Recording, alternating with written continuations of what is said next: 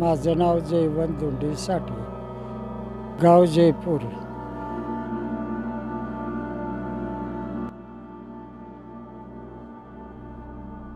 तर वडील आमचे होते तमासगीर, कलावंतच होते पहिले.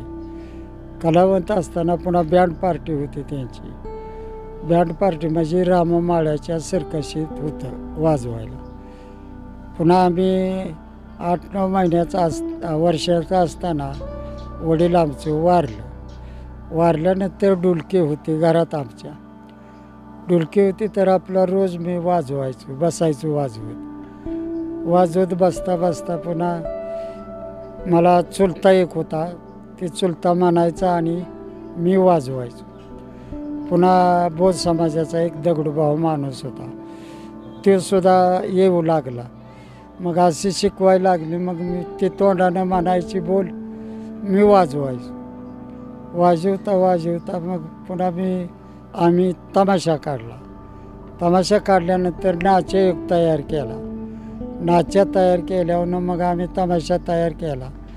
तमाशा केल्यानंतर मग आपलं शिमग्याला कार्यक्रम करायचो आम्ही होळी जागवायला. मग असं करता करता मग पुन्हा बाहेर पडलो, यात्रा करायला लागलो.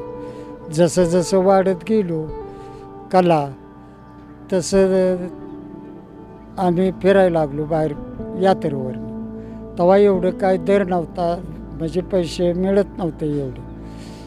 मग असं करता करता पुन्हा मोठ्या तमाशात आपलं झाडाखालचीच पार्टी. पुन्हा मला बघितलं की ती लोक न्यायला यायची.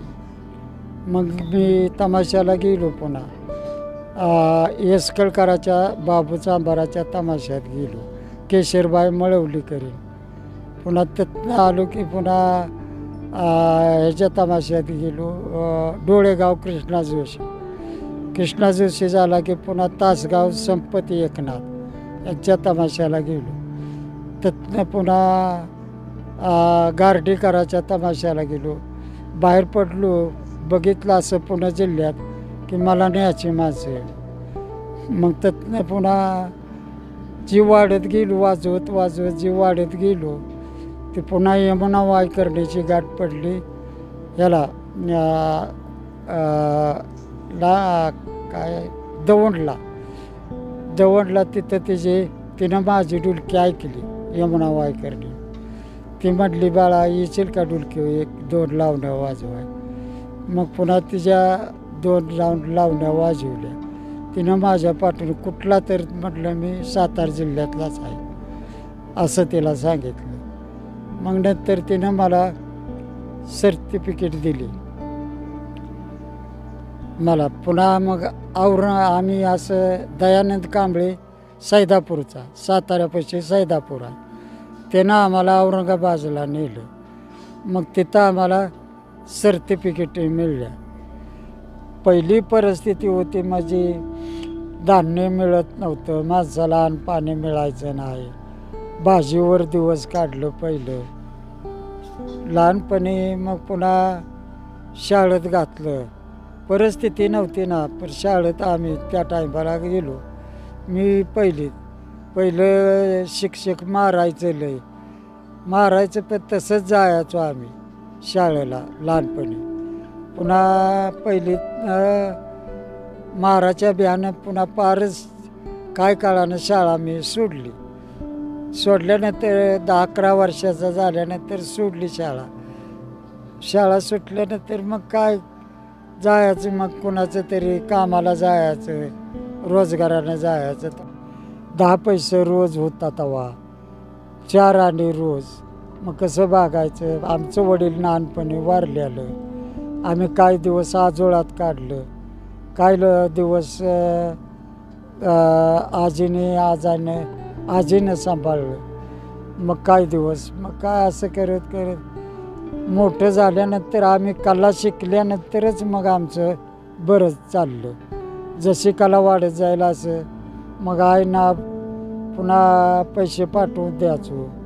पुन्हा लग्न केलं, 2-3 पोरं झाली. पुन्हा मोठ्या तमाशात जायला लागलं. त्यातनं मी मनी ऑर्डर करायला लागलो. तेव्हा पगार बी 200-300 महिना मिळायचा, एवढा पगार नव्हता पूर्वी. 300त काय भागायचं, पण तरी पण तेवढ्यातच माझं मी तिकडेच जेवण खाऊन आपला राहायचो. अशी परिस्थिती आमची पहिली होती. सुधारत गेलो. मग आता काय आधार नाही कुठला, काय नाही.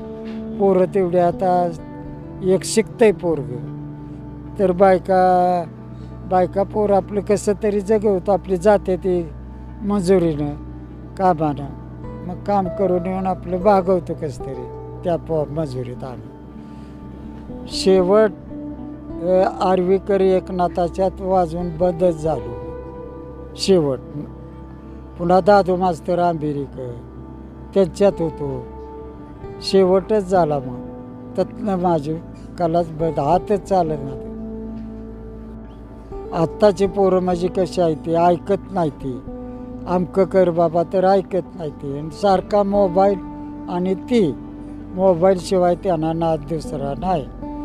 कारण पोरं काय आताची पोरं जी आहेत ती त्यांचंच खरं करणारी पोरं आहेत. मस्त आम्ही म्हणतो याला का शिका, आम्ही काय केलं, तुम्ही काय करताय, काहीतरी का शिका असावं. कला ही अमर असते, कुठं बी उपयोगीला येते कला आपली.